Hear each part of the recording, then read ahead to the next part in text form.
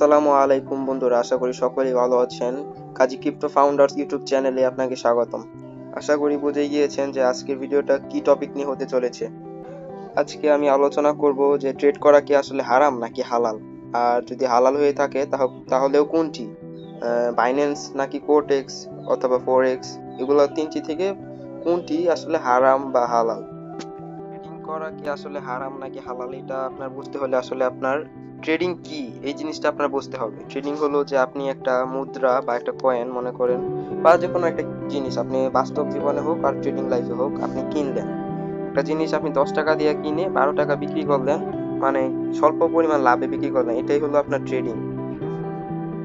এখন এই ট্রেডিংটা যে আমরা স্বল্প পরিমাণ লাভে বিক্রি করতেছি, 10 টাকা দিয়ে কিনে 12 টাকায় বিক্রি করতেছি, এটা কিন্তু আসলে একটা ব্যবসার মতো দেখা যাচ্ছে, ঠিক আছে। আর ব্যবসা করা কিন্তু আসলে হারাম নয়, ব্যবসা করা হালাল। হালাল ট্রেডটা শুধু বাইন্যান্সের স্পট, এই যে ট্রেডের যে স্পট আছে এই জায়গাতেই শুধু হয়। ফিউচার ট্রেড এটা কিন্তু বাইন্যান্সের মধ্যে হলেও এই বাইন্যান্সের ফিউচার ট্রেডটা কিন্তু অবৈধ পয়সার, মানে হারাম, এটা করা যাবে না। আপনি শুধু বাইন্যান্সের স্পট ট্রেডটা করতে পারেন, এটা ব্যবসার মতো, মানে আর কি হোল্ড আর কি, এটা আপনার ব্যবসার মতো হয়। এটা করলে আপনি হালাল ভাবে হালাল উপার্জন করতে পারবেন।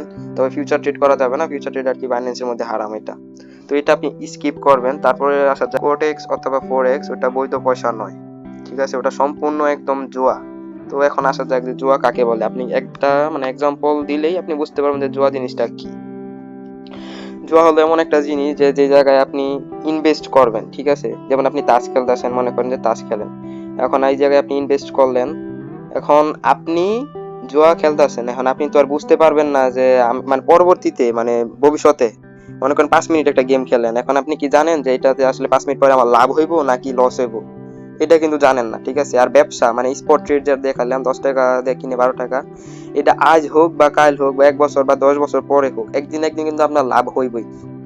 আপনি যে জিনিসটা কিনেন না কেন, একদিন একদিন কিন্তু দাম বাড়বই, ঠিক আছে। 10 টাকায় কিনেন, হয়তো 10 দিন পরে দেখা গেলো যেটা 9 টাকা হিসাব হলো, আবার এমন হইতে পারে যে 1 মাস পরে 12 টাকা 15 টাকা 20 টাকাতেও যেতে পারে, ঠিক আছে।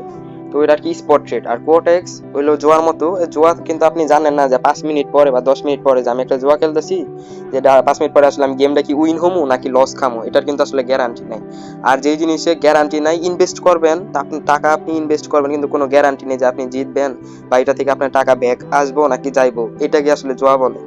যদি গ্যারান্টি থাকতো যে আমি টাকাটা আসলে পামো আজ হোক বা কাল হোক, যেমন স্পট ট্রেডে পাবেন, এই স্পট ট্রেড এই কারণে হালাল। আর এই যে কোটেক্স ফরেক্স, এটা কিন্তু কোনো গ্যারান্টি নাই।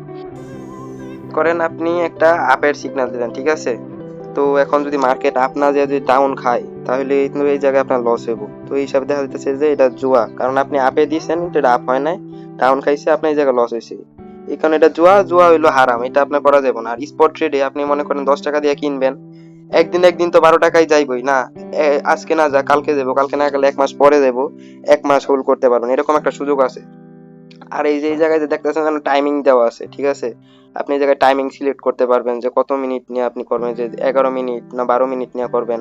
তো এর মধ্যে কিন্তু আপনার ফলাফলটা আইবো। আর আপনি প্রথমে কিন্তু জানেন না যে 10 মিনিট পরে আমি এই জায়গা থেকে আসলে প্রফিট করতে পারবো না করতে পারতাম না।